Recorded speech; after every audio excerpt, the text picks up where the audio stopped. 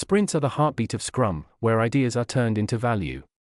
A sprint is a time box of 1 month or less, during which a done increment is created that meets the definition of done and achieves the sprint goal.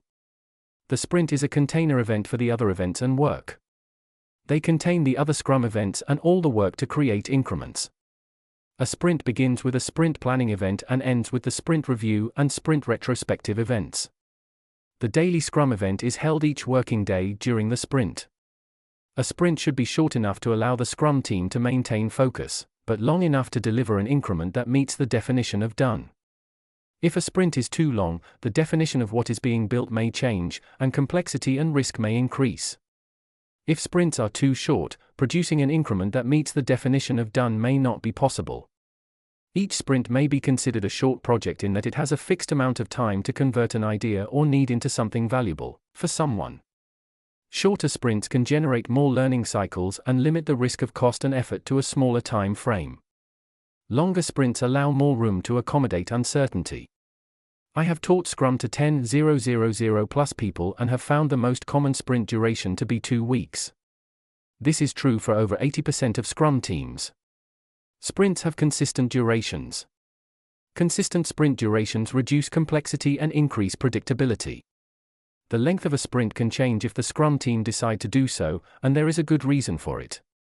This should be an infrequent occurrence, and sprint duration should not be changed whilst a sprint is underway. Sprints include non-working time, such as weekends and holidays. This means that working time may vary from sprint to sprint.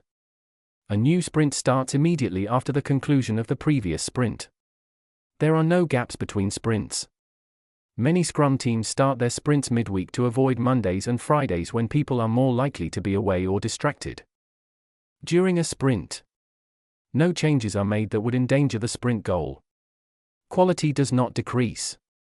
The product backlog is refined as needed. Scope may be clarified and renegotiated with the product owner as more is learned. The name sprint is misleading. It implies you are rushing or racing to get work done, but this should not be the case.